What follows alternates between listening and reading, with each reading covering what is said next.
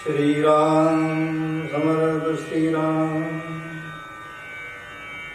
शुकासारिखे पूर्ण वैराग्य जाचे,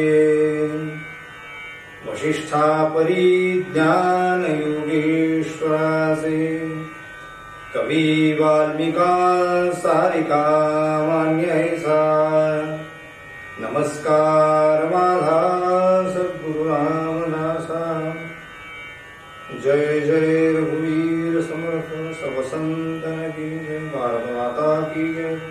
श्रोता वक्ता श्रीराम समर्थ श्रीराम।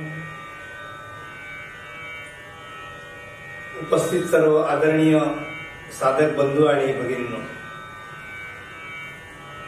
करुणाष्टकातील आपण अनुदिनी अनुतापेचे पहिले 10 श्लोक आपण पाहिले आहेत.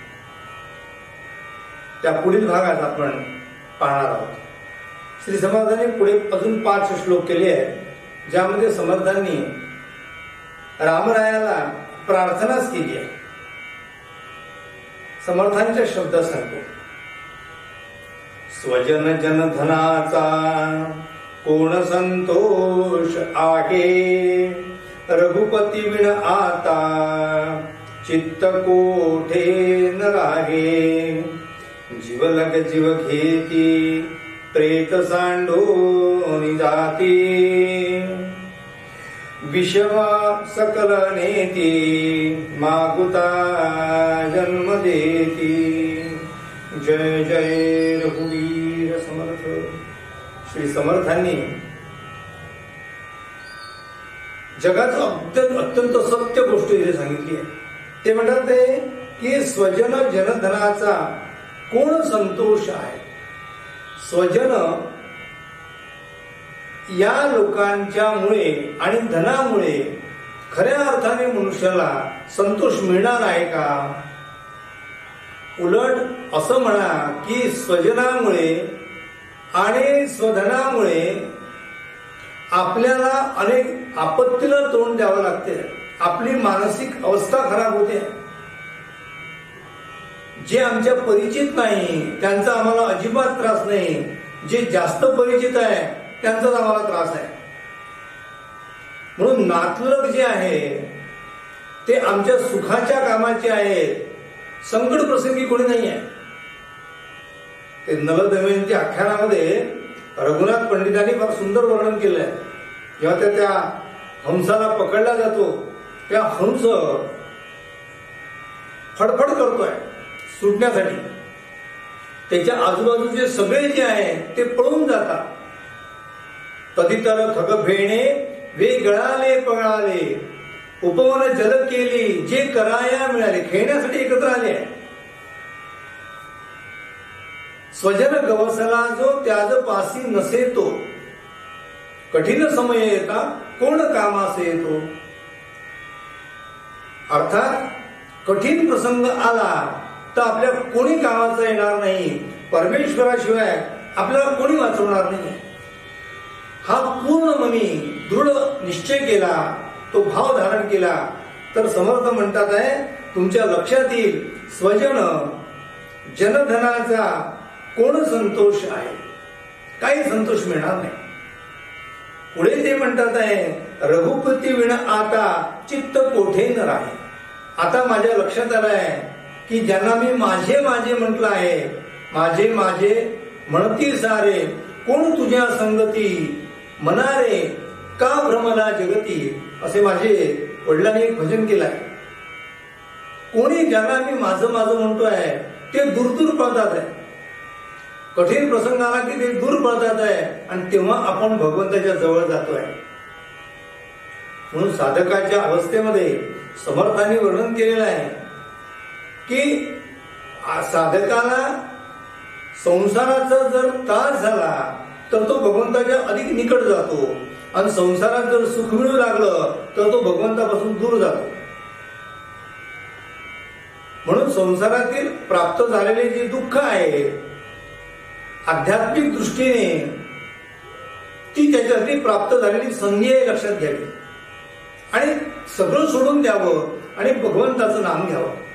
नामा करते नाही तत्वरे अन्यथा वाया व्यर्थ कथा सांडी मार्ग. ज्ञानोबा माऊली हेच म्हणते. म्हणून इथे समर्थांनी सांगितलं आहे, रघुपती विण आता चित्त कोठे न राहे. आता रघुपती शिवाय म्हणजे राघवाशिवाय म्हणजे प्रभू रामाशिवाय माझं मन कुठेच लागत नाही. ही अवस्था साधकाची उच्च अवस्था आहे. समर्थ पुढे म्हणतात, जीवलग जीव घेती प्रेत सांडोन देती, विषय सकल नेती मागुता जन्म देती. ज्या लोकांनी जीवलगांनी ज्या लोकांनी माझ्यावर प्रेम केलं ते लोक कुठपर्यंत आमच्या सोबत राहणार आहे. पत्नी दारापर्यंत राहते, स्मशानापर्यंत गावातले लोक असतात. पुढचा प्रवास स्वतःला करायचा आहे. जीवलग जीव घेती प्रेत सांडून देती. आता कोणी तुमच्या बरोबर राहणार नाहीये, म्हणून विषय सकल नेती मागुता जन्म घेते. म्हणून आम्ही आमच्या विषयांचा त्याग करावा. विषयांच्या सानिध्यात आम्ही जर राहिलो तर पुन्हा जन्म आहे. वासनेच्या पोटी कोटी जन्म येते. वासनेमुळे आम्हाला जन्म प्राप्त होणार आहे. म्हणून आम्ही निर्वासन झालं पाहिजे. आता निर्वासन होता येत नाही, मग वासना कोणती ठेवावी तर भगवंत प्राप्त होईल. भगवंताची आस हीच एक वासना ठेवावी, तिलाच खरी सद्वासना म्हणावी. आणि म्हणून समर्थ म्हणतात आहे की तुम्ही विषय सकळ नेती मागुता जन्म घेती. पुन्हा जन्म आहे. पुनरपि जननम पुनरपि मरणम पुनरपि जननी जठेरे शयनम. या दुस्तर संसारामध्ये पुन्हा पुन्हा माणसाला जन्म प्राप्त होईल. म्हणून आता मला याची कशाची आस राहिली नाही आहे. मी सगळे विषय सोडले आहे. आता विषय तो त्यांचा झाला नारायण. नावडे हे जनधन माता पिता. या तुकोबारायांच्या वचनामध्ये आणि समर्थांच्या वचनात काय फरक आहे सांगा बरं. एकच आहे, विषय त्याग इथे करा. म्हणून समर्थ म्हणतात विषय सकळ नेती मागुता जन्म. मग तुकाराम महाराज म्हणतात विषय त्यांचा कोणता झाला पाहिजे, नारायण झाला पाहिजे. विषय तो त्यांचा झाला नारायण. एकदा मला भगवंत आवडू लागला की मग माणसाला काही आवडत नाही. म्हणून समर्थ म्हणतात आहे की आता माझ्या मनाची अशी अवस्था झालेली आहे. पुढे समर्थ सांगतात आहे, सकल जन भवाचे आखिले वैभवाचे, जीवलग मग कैचे चालते घेची साचे, विलग विषम काळी सांडिती सर्व माळी, रघुवीर सुखदाता सोडवी अंतकाळी. जेव्हा माणसाला भगवंत एकदा प्रिय होऊ लागला की मग सगळे जे विषय आहेत ते संपून जातात आणि मग फक्त मला वाचवणारा भगवंत शिल्लक राहतो. जोपर्यंत तुमचा विश्वास तुमची श्रद्धा आम्हाला कोणीतरी वाचवेल अशी असते तोपर्यंत तुम्हाला कोणी वाचवत नाही, तोपर्यंत भगवंत धावत येत नाही. पण आता माझ्या सगळ्या आशा तुटलेल्या आहेत, सगळे सहारे तुटलेले आहेत. अशा वेळी भगवंत धावत येतो. त्या पांडवांच्या द्रौपदीला जेव्हा लक्षात आलं की माझे पांडव एवढे पराक्रमी आहे पण आज ते काही कामाचे नाही आहे, मला कोणी वाचवणार नाहीये, आता भगवंता कृष्णा तुझ्याशिवाय मला कोणी नाहीये, तेव्हा भगवंतानी वस्त्रावतार धारण केला आणि तो धावत आलेला आहे. म्हणून समर्थाने जे सांगितलंय की माझी सुद्धा अवस्था अशी झाली आहे, सकल जन भवाचे आखिले वैभवाचे. सगळेजण हे वैभव सुख जे दिसते आहे याच्यामध्ये माणसं अडकलेली आहे. जीवलग मग कैसे चालते घेची साचे.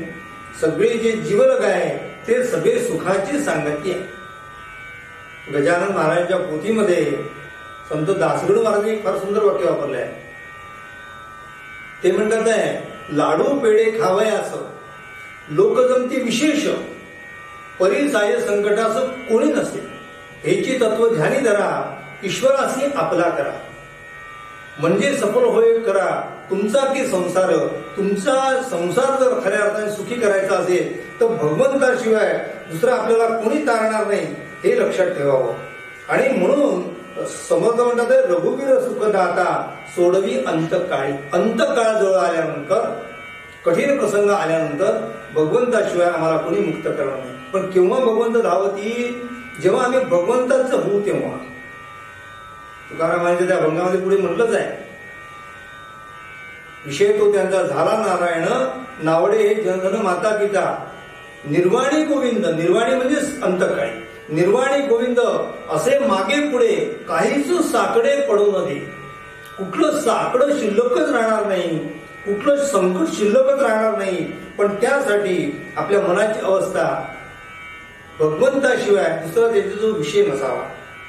पुढे समर्थ म्हणतात आहे, सुख सुख म्हणता आहे दुःख ठाकून आले, भजन सकल गेले चित्त दुश्चित्त झाले, भ्रमित मन वळेना ईत ते आकळेना, परम कठीण देगे देह बुद्धी वळेना. समर्थांनी पहिले सुख सुख सुख सुख आम्ही असं म्हणतो, ज्या सुखाच्या मागे दुःखाची झालर लागलेली आहे.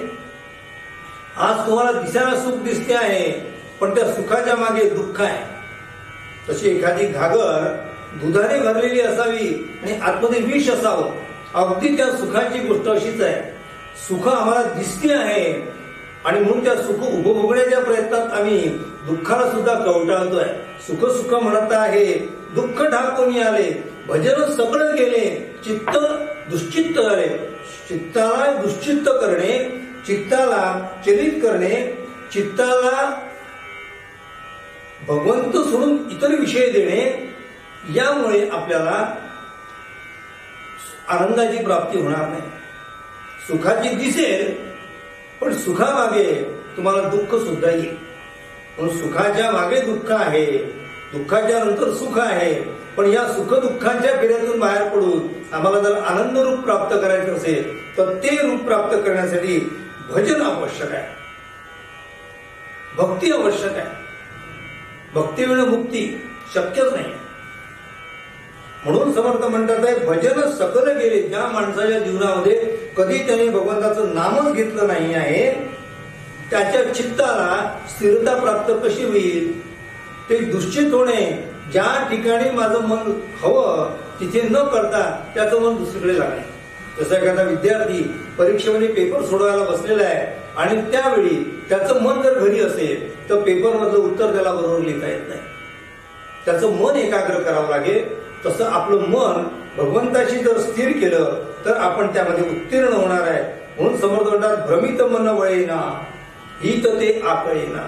खरं माझं हित कुठे ते कळतच नाही, हे भ्रमित मन आहे. या विषयांकडे आम्ही ओढलेलं आहे, या सुखाकडे लाचावलेलं आहे. या मनाला ओढायचं आहे. त्या मनाला जबरदस्तीने धरून त्या भगवंताच्या जवळ स्थिर करायचं आहे. हित ते आकळेना परम कठीण देगी देह बुद्धी गळेना. मी म्हणजे कोण? तर मी म्हणजे माझं शरीर आणि मी म्हणजे माझा या शरीराच्या आजूबाजूला जोडलेला सगळा विस्तार, म्हणजे मी जी संकल्पना केलेली आहे आणि ती संकल्पना अज्ञानाची आहे. म्हणून समर्थांनी म्हटलं की देहबुद्धी ती आत्मबुद्धी करावी. देहबुद्धी टाका आणि मी आत्मस्वरूप आहे आणि मी आत्मस्वरूप असल्यामुळे भगवंताखेरी या जगात काही नाही. फक्त सत्य काय आहे? सत्य तू सत्य तू सत्य तू ईश्वरा. सत्य फक्त ईश्वर आहे, बाकी सगळं नैश्वर आहे. ही गोष्ट आपल्या मनाला दृढ कळेल. राहिला भाग आपण उद्याच्या निरूपणात पाहूया. आपल्या सर्वांच्या हृदयस्थ असलेल्या परमेश्वराला विनम्र अभिवादन करतो. आजची निरूपण सेवा श्री समर्थ चरणी समर्पित करतो. उपासनेला दृढ चालवावे, भूदेव संतासी सदा नमावे. सत्कर्म योगे वय घालवावे, सर्वामुखी मंगल बोलवावे. जय जय रघुवीर समर्थ सब संतन की जय. भारत माता की जय. श्रोता वक्ता श्रीराम स्मरण श्रीराम.